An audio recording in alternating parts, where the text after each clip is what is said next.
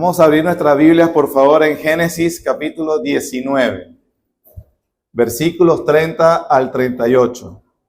Aquí vamos a leer sobre cómo concluye una vida, o vamos a aprender sobre cómo concluye una vida de un hombre que no cuida su condición espiritual, ni el de él, ni el de su familia. Vamos a leer para ustedes, por favor me sigue con su vista. La palabra del Señor dice así, versículo 30.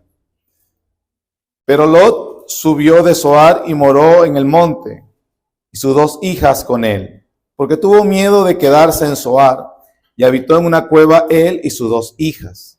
Entonces la mayor dijo a la menor: nuestro padre es viejo, y no queda varón en la tierra que entre a nosotras conforme a la costumbre de toda la tierra. Ven, demos a beber vino a nuestro padre, y durmamos con él, y conservaremos de nuestro padre descendencia. Y dieron a beber vino a su padre aquella noche, y entró la mayor y durmió con su padre, mas él no sintió cuándo se acostó ella, ni cuándo se levantó. El día siguiente dijo la mayor a la menor: he aquí, yo dormí la noche pasada con mi padre, démosle a beber vino también esta noche. Y entra y duerme con él, para que conservemos de nuestro padre descendencia. Y dieron a beber vino a su padre también aquella noche, y se levantó la menor, durmió con él. Pero él no echó de ver cuándo se acostó ella, ni cuándo se levantó. Y las dos hijas de Lot concibieron de su padre. Y dio a luz la mayor un hijo, y llamó su nombre Moab, el cual es padre de los moabitas hasta hoy. La menor también dio a luz un hijo, y llamó su nombre Ben-Ammi, el cual es padre de los amonitas hasta hoy. Oremos. Soberano Señor, gracias por tu bondad que tenemos para congregarnos y rendir este culto a tu nombre. Te queremos suplicar, te queremos rogar que tu gracia sea sobre nosotros para la exposición de tu palabra, para aprender las lecciones espirituales eternas que nos santifican y que te glorifican a ti. Lo pedimos en el nombre de nuestro Señor Jesús. Amén. Amén. Para empezar el sermón debemos recordar lo que se nos ha enseñado en los primeros 29 versículos sobre cómo fue que Lot fue librado de la destrucción de Sodoma y Gomorra. Eso lo aprendimos la semana pasada con el sermón del pastor David. Hago este contexto breve para aquellos que quizás nos están visitando hoy por primera vez. Los ángeles prácticamente sacaron a empujones a Lot y a su familia de la destrucción que venía sobre Sodoma. Lot les advirtió a sus yernos y ellos no le hicieron caso, más bien creyeron que se estaba burlando y no salieron con él. Lot rogó a los ángeles que lo dejaran ir a una pequeña ciudad que se llama Zoar y que no dejaran ir al monte, a las montañas, porque él temía de que la destrucción lo alcanzara mientras iba a las montañas. Les rogó a los ángeles que lo dejaran ir a esa pequeña ciudad de Zoar. La imagen que se nos presenta en el capítulo 19 es que prácticamente los ángeles agarran por las manos a Lot, a su esposa y a sus dos hijas, y los sacan prácticamente corriendo y empujando para que no los alcance la destrucción. Sin embargo, cuando los ángeles por fin le sueltan las manos y le dicen que huyan para que no sean destruidos, la esposa de Lot lanza una mirada anhelante hacia su vida antigua y también ella fue alcanzada por la destrucción. Vemos que en todo este interín, hermanos, Lot fue salvado no por su propia justicia ni por su propia intercesión. Lot fue salvado por la justicia y la intercesión de Abraham. Eso es lo que nos enseña el versículo 29. Así cuando destruyó Dios las ciudades de la llanura, Dios se acordó de Abraham y envió fuera a Lot en medio de la destrucción, al asolar las ciudades donde Lot estaba. Lot entonces fue salvo no por su propia justicia, sino por la de Abraham. Y ahí aprendimos una lección que de la misma manera, pero de una forma mucho más grandiosa, el Señor Jesús nos libera y nos salva por la justicia, no la nuestra, sino la de Cristo Jesús. Y nos salva por la intercesión, no la nuestra, sino por la del Señor Jesucristo. Pero tenemos ahora que Lot ha perdido todas sus posesiones materiales, ha perdido a su esposa, ahora está en una cueva solo, arruinado, en miseria con sus 2 hijas. Y lo que es peor, que vamos a ver el día de hoy, es que las calamidades no se han acabado. Ellos fueron sacados de Sodoma, pero Sodoma no salió del corazón de ellos. Así que podemos afirmar lo que vamos a aprender en el sermón del día de hoy, vamos a hacerlo en una frase.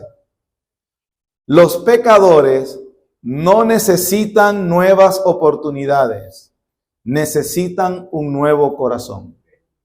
Los pecadores no necesitan nuevas oportunidades, necesitan un nuevo corazón.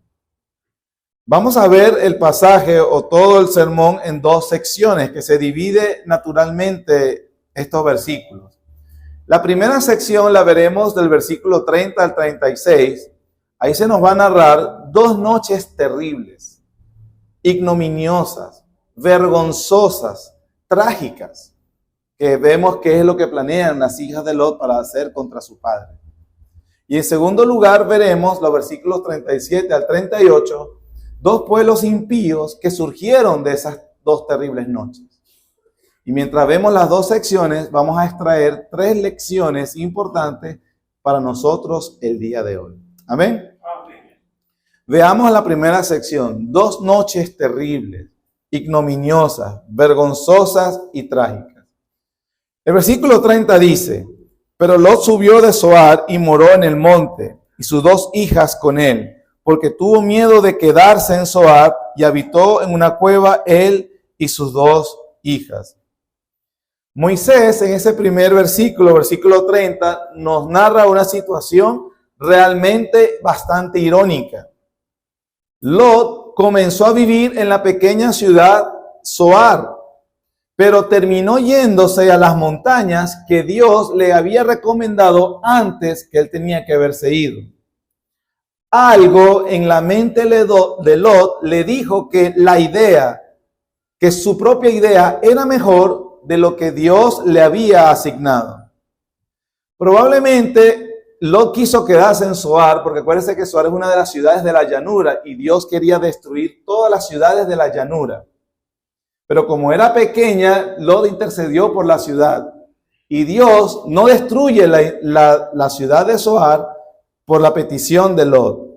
Pero probablemente lo que pensó Lot es que la vida en Zoar, en esa ciudad, era más fácil. Ya era una ciudad establecida, en vez de irse a las montañas inhóspitas y empezar de cero otra vez.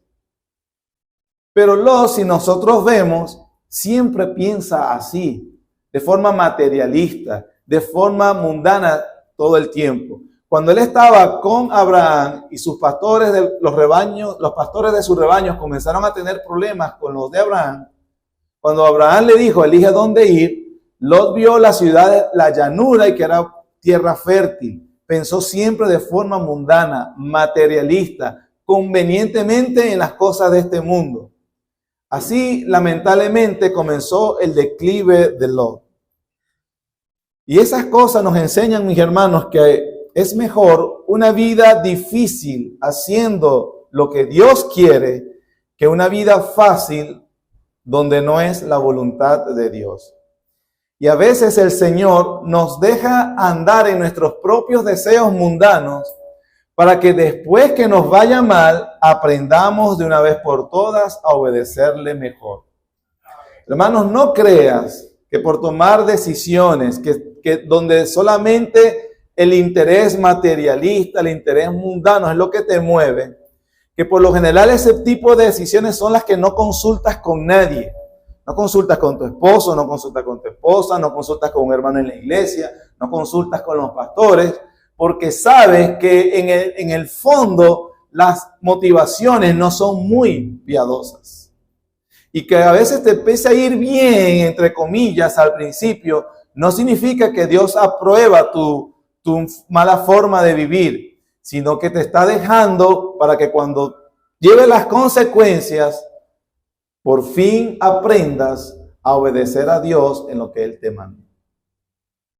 El versículo 30 sigue diciendo que Lot tuvo miedo de quedarse en Zoar.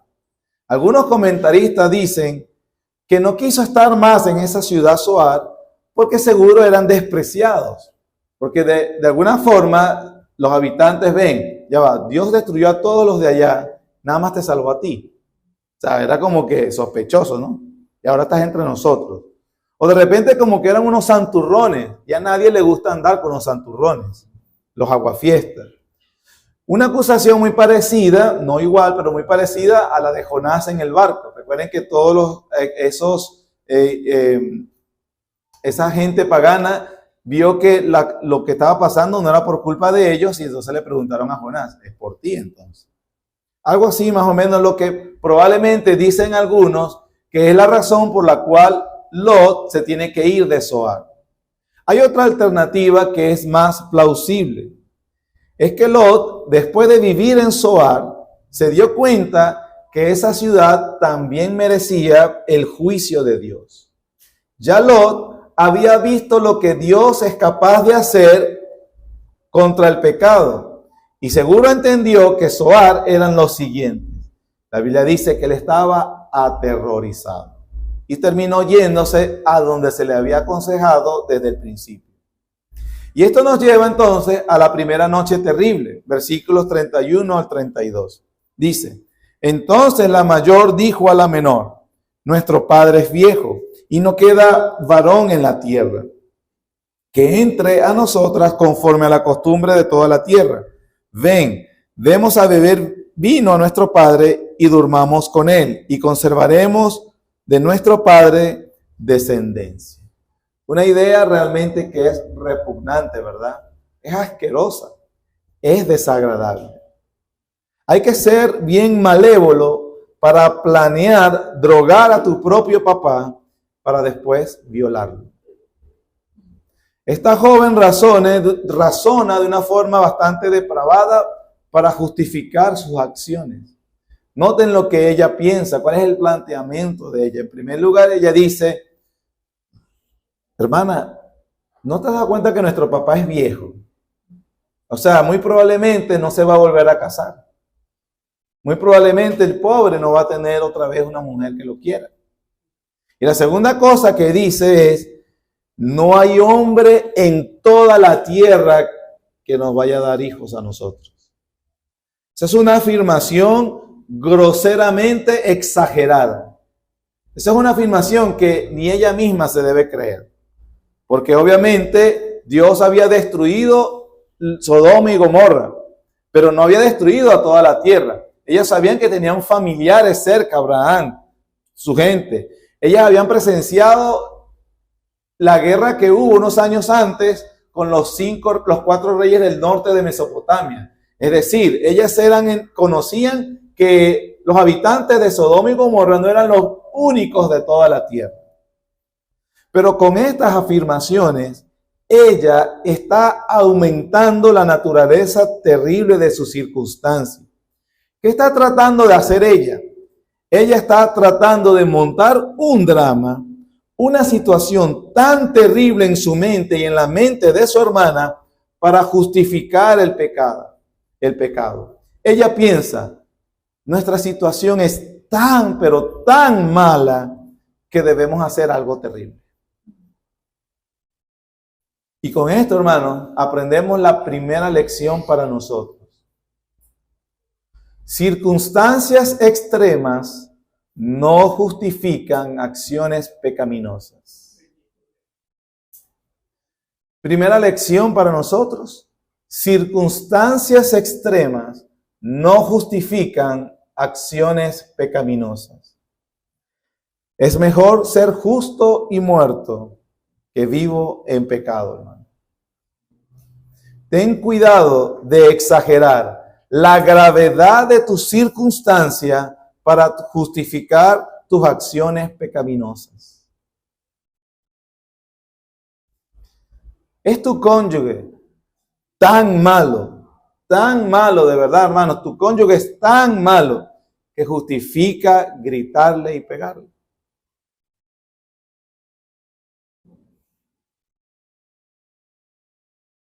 Es tu necesidad financiera tan difícil, realmente es tan difícil, tú no lo entiendes, que justifica robar.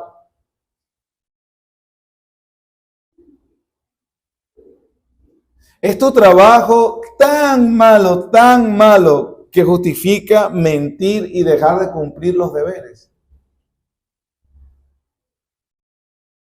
Estás realmente tan cansado, tan ocupado, que justifica no ir a la iglesia.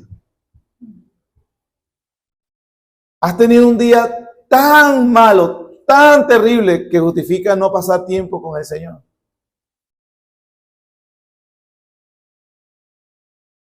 Ten cuidado de exagerar la gravedad de tu circunstancia para justificar acciones pecaminosas.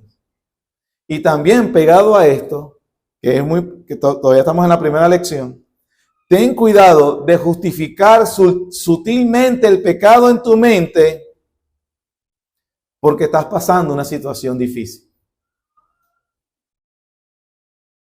Es muy fácil realmente caer en ese mal para nosotros. Estás pasando por un tiempo difícil, nadie lo niega. Te sientes estresado, te sientes angustiado, te sientes deprimido, cansado. Solo necesitas una válvula de escape, un descanso, y ahí te deslizas en llena el espacio, ¿no?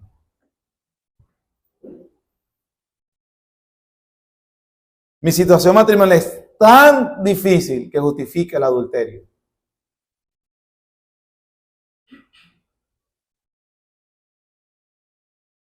Circunstancias extremas no justifican acciones pecaminosas. Primera lección. Pero vamos a volver a nuestra historia, versículo 32.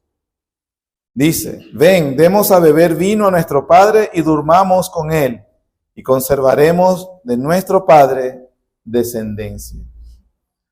En todo lo que dice esta jovencita, digo jovencita porque acuérdense que hasta el momento son vírgenes, a pesar de vivir en Sodoma y Gomorra. Ella ve la grave situación que por supuesto la infla groseramente, pero la situación realmente es mala. Ahora ahí en el 32 se nos dice cuál es el fin que ella persigue. ¿Qué persigue ella? Bueno, ella le quiere dar nietos a su papá. O nietos o hijos. ¿Qué motivación más noble puede existir en este mundo, hermano? ¿Qué motivación más noble de que ella simplemente quiere conservar el apellido del papá, la descendencia, el linaje? Y sobre todo en una cultura donde se hace tanto énfasis en eso. Entonces con esto vemos que ella tiene muy buenas intenciones. Ella tiene un fin noble. Simplemente ella quiere conservar la descendencia. Con esto aprendemos la segunda lección para nosotros hoy. ¿Cuál es la segunda lección? Las buenas intenciones no santifican decisiones pecaminosas. Las buenas intenciones no santifican decisiones pecaminosas. Lo que queremos decir con esto es que tú puedes tener muy buenas intenciones en el corazón, puedes querer hacer las cosas de buena voluntad, pero eso no santifica medios pecaminosos para encontrar ese fin. Ella se ha convencido en su mente y convenció la mente de su hermana que estaba más que justificado lo que iban a hacer, drogar y violar a su padre. Las buenas intenciones no justifican decisiones pecaminosas. Las buenas decisiones no santifican decisiones pecaminosas. Y la primera, circunstancias difíciles no justifican acciones pecaminosas. Por supuesto que la conducta de estas dos jovencitas es deplorable, vergonzosa. Pero antes de seguir emitiendo el juicio sobre ellas, que está más que claro, nos haría bien recordar qué fue capaz de hacer su papá unos días antes. Está en el mismo capítulo 19, versículos 5 al 8, dice: y llamaron a Lot y le dijeron, ¿dónde están los varones que vinieron a ti esta noche? Sácalos para que los conozcamos. El pastor había explicó que lo que querían era violarlos toda la noche. Versículo 6. Entonces Lot salió a ellos a la puerta, cerró la puerta cerró la puerta tras sí y dijo, os ruego, hermanos míos, que ¿qué? No hagáis tal maldad. Buenas intenciones. Lot está en lo correcto, interponiéndose ante esa turba enfermiza de cometer una maldad gravísima. Buenas intenciones. Pero ahora vean los medios que utiliza para que no se lleve a cabo la maldad. Versículo 8. He aquí, ahora yo tengo 2 hijas que no han conocido varón. Os las sacaré afuera, haced de ellas como bien os pareciere. Solamente que a estos varones no hagáis nada, porque vinieron a la sombra de mi tejado. Aquí entendemos que estas hijas tienen buenas ideas porque aprendieron de su papá a tener buenas ideas. Buenas intenciones en situación difícil no santifican decisiones pecaminosas. Aquí, lamentable y tristemente, vemos a Lot entregando a sus hijas para ser violada por esa turba de animales. Ellas entonces, cuando están aquí en la cueva y piensan lo que pensaron, probablemente pensaron, bueno, mi papá nos ofreció para ser violadas. Eso debe ser que no es tan malo ser violado. Probablemente a él no le preocupe tampoco. Pero continuamos, versículo 33 al 36. Y dieron a beber vino a su padre aquella noche, y entró la mayor y durmió con su padre, mas él no sintió cuando se acostó ella ni cuando se levantó. Al día siguiente dijo la mayor a la menor, he aquí, yo dormí la noche pasada con mi padre, démosle a beber vino también esta noche, y entra y duerme con él, para que conservemos de nuestro padre descendencia. Y dieron a beber vino a su padre también aquella noche, y se levantó la menor, durmió con él, pero él no se echó de ver cuándo se acostó ella, ni cuándo se levantó. Y las 2 hijas de Lot concibieron de su padre. Moisés aquí nos narra cómo fue la situación. Ellas hicieron un asalto sobre el descuidado Lot, lo amarraron, lo torturaron, le abrieron la boca con una herramienta en contra de su voluntad, le echaron todo el vino que pudieron, después se lo metieron por las venas, le echaron burundanga y lo hicieron hacer lo que él no quería. Eso no es lo que nos dice Moisés, ¿verdad? Ellos simplemente manipularon a su padre. Lo manipularon en algo que ellas, por supuesto, ya sabían que él tenía bastante debilidad. Lo que fueron fue explotar la debilidad de su papá. Hasta este momento, hermanos, vemos el cuadro de Lot. Es un hombre que la mejorcita palabra que uno se le ocurre con él es que es un tonto. Trató de ayudar a sus yernos para que no fueran destruidos. No le hicieron caso. Iba a ayudar a su esposa. Tampoco le hizo caso. No podía ayudar a sus hijas. Ahora las hijas lo manipulan a él. Es un idiota. Incapaz de ayudar ni a su propia familia.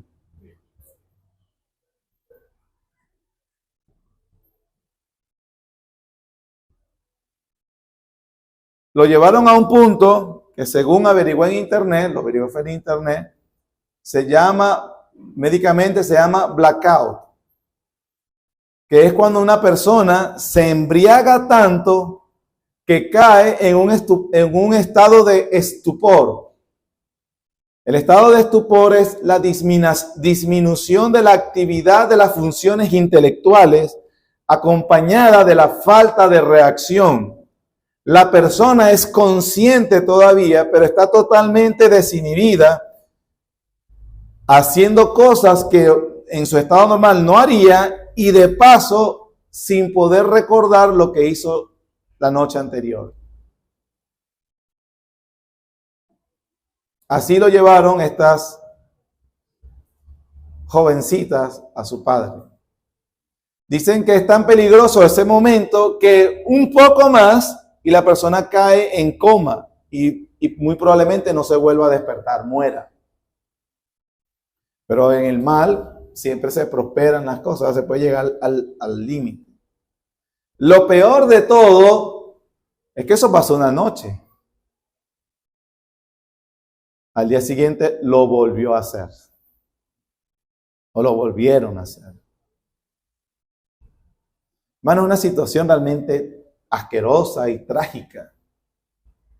Inclusive la Biblia nos habla apenas en 19 capítulos de Génesis, si no tuviéramos más, nos hace recordar la última escena de otro hombre también, que también por la borrachera sucedió cosas terribles. ¿Cuál fue? Ustedes lo saben.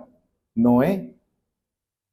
Recuerdan que estuvo en el diluvio, después que salió del barco, plantó una viña, y allí donde probablemente empezó el cultivo de extraer de la uva el alcohol, terminó embriagado tanto que se acostó desnudo en su tienda, y dice la Biblia que Can, su hijo, aprovechó la situación, como las dos hijas de Lot, de una forma, un cuadro lamentablemente vergonzoso de cómo terminan las vidas. Usted puede elegir qué hizo Can, eso lo vimos en un sermón aquí. Lo pudo haber nos hace entender que probablemente lo violó a él o probablemente violó a su madre y por eso concibió a Canaán y por eso Canaán es maldito. Pero no importa cuál decida, las dos son malas. Son terribles. Todo por caer en un estado de estupor en cuanto a abusar de la bebida alcohólica. Hermanos, eso es para que aquellos que les encanta jugar con algo que no deberían jugar. La Biblia es permitido, sí es permitido, o no se condena el uso, pero ten cuidado de la embriaguez.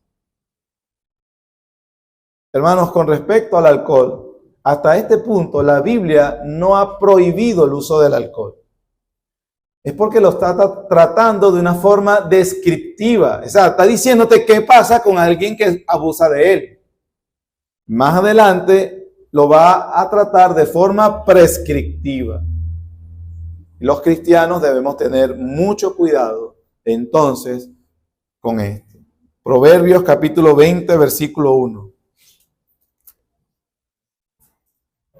Proverbios capítulo 20, versículo 1. Dice: el vino es escarnecedor, la sidra alborotadora, y cualquiera que por ellos yerra no es sabio. Proverbios capítulo 23, versículo 29 al 35. ¿Para quién será el ay? ¿Para quién el dolor? ¿Para quién las rencillas? ¿Para quién las quejas? ¿Para quién las heridas en balde? ¿Para quién lo amoratado de los ojos? Para los que se detienen mucho en el vino, para los que van buscando la mistura. No mires al vino cuando rojea, cuando resplandece su color en la copa. Se entra suavemente, mas el fin como serpiente morderá, y como áspid dará dolor. Tus ojos mirarán cosas extrañas, y tu corazón hablará perversidades. Serás como el que yace en medio del mar, o como el que está en la punta de un mastelero. Y dirás: me hirieron, mas no me dolió. Me azotaron, mas no lo sentí. Cuando despertare, aún lo volveré a buscar. A pesar del sufrimiento que trae, este necio, esta necia, va como en la puerca lavada al charco otra vez, y como el perro que regresa a su vómito. El uso necio del alcohol. Aquí entonces, hermanos, terminamos nuestro primer punto. 2 noches terribles, ignominiosas, y ya hemos extraído las 2 lecciones. La primera, ¿cuál es? Circunstancias difíciles no justifican acciones pecaminosas. Número 2, la segunda lección: buenas intenciones no santifican decisiones pecaminosas. Vamos a la segunda sección del segundo y último y extraemos la tercera lección. Versículos 37 al 38, que dice: y dio a luz la mayor un hijo y llamó su nombre Moab, el cual es el padre de los moabitas hasta hoy. La menor también dio a luz un hijo y llamó su nombre Ben-Amí, el cual es padre de los amonitas hasta hoy. De esta relación o estas trágicas noches incestuosas surgieron dos pueblos, los moabitas y los amonitas, que en la revelación bíblica van a tener mucho que ver en todo lo que se nos va a enseñar luego en la Biblia. ¿Cuál era el carácter de esos dos pueblos? Impíos, o por supuesto. ¿Y de dónde aprendieron ellos esa impiedad? De su madre hermana y de su papá abuelo. Necesitamos avanzar y voy a ir directamente al grano, hermanos. Muchos padres les gusta hoy en día lavarse las manos. Yo intenté criarlos bien. Ellos tomaron ya sus decisiones. Y eso es verdad. Y hay una responsabilidad de ellos, que Dios lo va a juzgar, hermano. No te quepa duda de eso. Pero tú y yo deberíamos ser más honestos y más responsables que el carácter impío que muestran nuestros hijos adultos lo aprendieron de ti. Fuiste irresponsable. No les diste un buen testimonio. Pensabas que ellos no se daban cuenta. Al final, el que le abrió la puerta al mundo fuiste tú mismo. El que le enseñó que las cosas espirituales no son tan importantes, fuiste tú, padre, y fuiste tú, madre. Con tu displicencia, con tu irresponsabilidad en las cosas espirituales, en las cosas del Señor, transmitiste el mensaje de que no es tan importante la piedad en la vida personal. Necesitas ser más honesto y más responsable, hermano. Aquí a veces muchos padres se vuelven los más afilados calvinistas. Dios no los eligió y utiliza la teología para justificar. Lamentablemente, las acciones malas tienen consecuencias. Es verdad que no somos padres perfectos, pero hermano y hermana, procuremos ser buen ejemplo de testimonio a nuestros padres, de tal manera que en el juicio final Dios le pueda decir a nuestros hijos: tú no tienes excusa porque tu papá y tu mamá te dieron buen testimonio siempre. Que así sea la situación cuando nuestros hijos se enfrenten al juicio divino.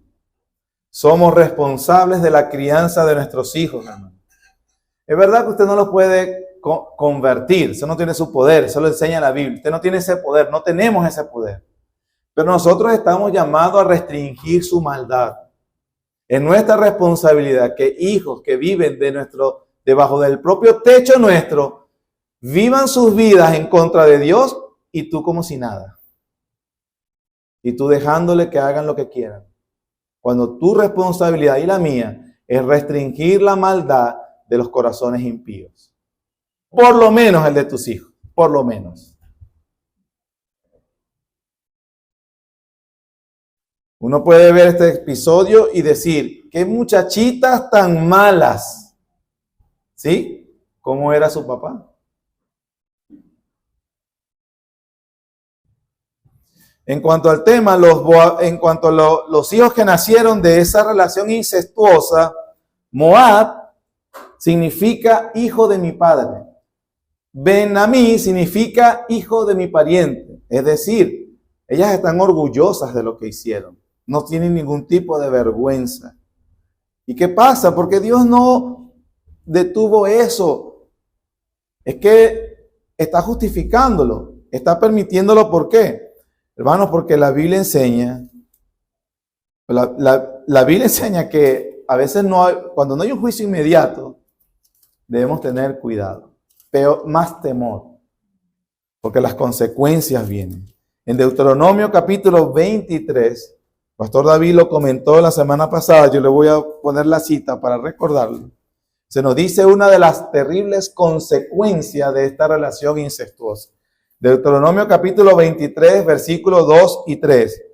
No entrará bastardo en la congregación de Jehová, ni hasta la 10ª generación no entrarán en la congregación de Jehová. No entrará amonita, ni moabita en la congregación de Jehová, ni hasta la 10ª generación de ellos. No entrarán en la congregación de Jehová para siempre. Hermanos, la razón de venir de una relación incestuosa, de esa relación tan horrible, fue ser excluidos de la adoración del único Dios. Valía la pena, ¿verdad? Excluidos de ser aceptados en la congregación de los justos. Excluidos sin esperanza de misericordia y de gracia. Como aprendimos en otra predicación, los juicios de Dios son justos. Dios le da a las personas lo que se merecen. Sin embargo, no todo está perdido, porque donde abundó el pecado, sobreabundó la gracia, y esa es la gran bendición de nuestro Dios, porque debe ser tan amado y tan adorado, hermanos, que Dios en el tiempo mostró misericordia. Porque la Biblia nos dice de que hay un libro que, por cierto, se llama Ruth. ¿Y de dónde es Ruth? Es la moabita. Una moabita, ya habían pasado, gracias a Dios, las 10 generaciones del juicio, que se casó con Booz, un israelita piadoso. Ya vimos lo que pasó con las descendencias de impíos. Ahora vemos lo que pasa con descendencia de piadosos. Ellos tuvieron, Booz y Ruth tuvieron a Obed. Obed engendró a Isaí. ¿E Isaí a quién engendró? A David, hermano. El rey David. Y a Jesús, mucho tiempo después, se le conocía como Jesús, hijo de David. Dos naciones totalmente enemistadas con Dios, excluidas por naturaleza de poder recibir esperanza, gracia y misericordia. Pero Dios muestra misericordia y los permite reconciliarse con Él. Romanos capítulo 5, versículo 8 hasta el 11 dice: mas Dios muestra su amor para con nosotros, en que siendo aún pecadores, Cristo murió por nosotros. Pues mucho más, estando ya justificados en su sangre, por Él seremos salvos de la ira. Porque si siendo enemigos fuimos reconciliados con Dios por la muerte de su Hijo, mucho más, estando reconciliados, seremos salvos por su vida. Y no solo esto, sino también que nos gloriamos en Dios por el Señor nuestro Jesucristo, por quien hemos recibido ahora, ¿qué? La reconciliación. En el pecado y naturaleza nada más puede haber nacido enemigos de Dios, pero por Cristo reconciliados con Él nuevamente. La misericordia, bondad y gracia de Dios. Debemos ir concluyendo nuestro sermón, vamos aterrizando. ¿Qué hemos aprendido? Bueno, aprendimos la primera lección, que fue que hemos visto que circunstancias difíciles no justifican acciones pecaminosas. La segunda lección que aprendimos fue que buenas intenciones no santifican decisiones pecaminosas.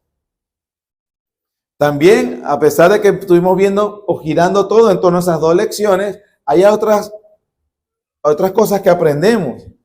Vemos ahí en toda esa narrativa la diferencia entre los dos linajes. Abraham en el capítulo 18 le dice al Señor: soy viejo, mi esposa es vieja y estéril. Biológicamente es imposible tener hijos, relacionalmente es imposible. A lo que Dios respondió: ¿hay alguna cosa difícil para Dios? Pero aquí también vemos las hijas impías de Lot diciendo: papá es viejo, biológicamente y relacionalmente no puede tener más descendencia. vamos a conspirar, vamos a armar un complot. Ellas impusieron sus instintos, sus ideas, sus propias obras para salvarse, para justificar todo acto pecaminoso, porque ellas tenían buenas intenciones. ¿Y cómo terminaron? Excluidos de la presencia de Dios. Tu mejor esfuerzo lo que va a hacer es hacerte terminar excluido de Dios. Pero en Cristo puede ser reconciliado. Vemos también, o se nos viene hablando del declive de Lot. ¿Cuándo comenzó el declive de Lot, hermanos? En el capítulo 13, recuérdense, hace más de 15, 20 años, cuando él estaba cerca de su tío. ¿Y quién es su tío? Abraham, el hombre elegido por Dios, el hombre que tenía la bendición de Dios. Cuando él estaba cerca de su tío, la Biblia dice que era rico en ganado y estaba bien. Las bendiciones de Lot eran simplemente lo que desbordaba de las bendiciones sobre Abraham.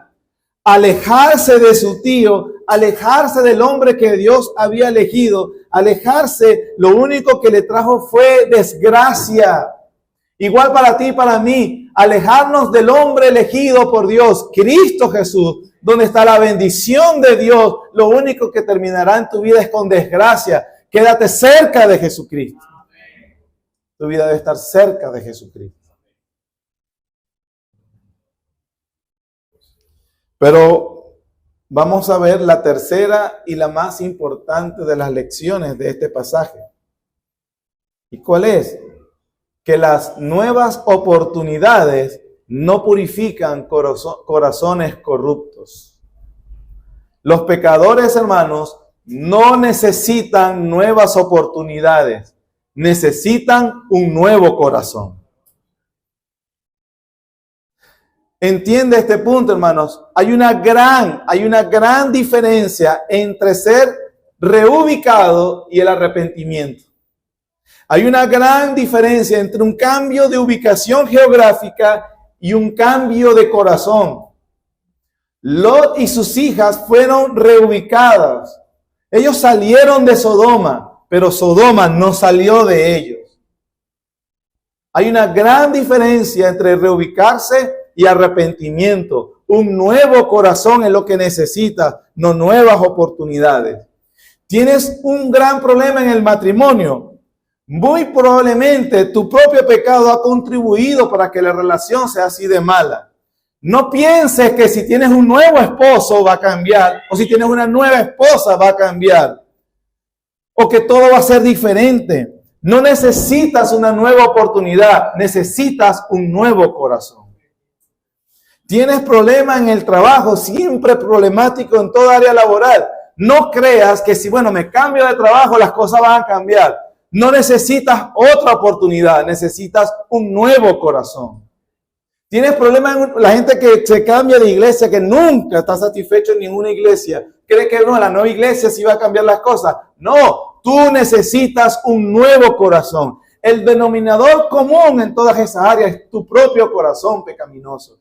No necesitas una nueva oportunidad, necesitas un nuevo corazón. Pero como Nicodemo le dijo a Jesús, ¿y cómo puede un hombre viejo meterse en el vientre de su madre y nacer de nuevo? No puedes. ¿Ves tu condición? Que es peor que la de Lot. No tienes oportunidad, no hay forma de que te salves a ti mismo. Por eso ven a Cristo, porque eso lo ofrece Dios en el nuevo pacto. Ezequiel 36:25 dice, esparciré sobre vosotros agua limpia. Seréis limpiados de todas vuestras inmundicias y de todos vuestros ídolos os limpiaré. Os daré un corazón nuevo y pondré espíritu nuevo dentro de vosotros y quitaré de vuestra carne el corazón de piedra.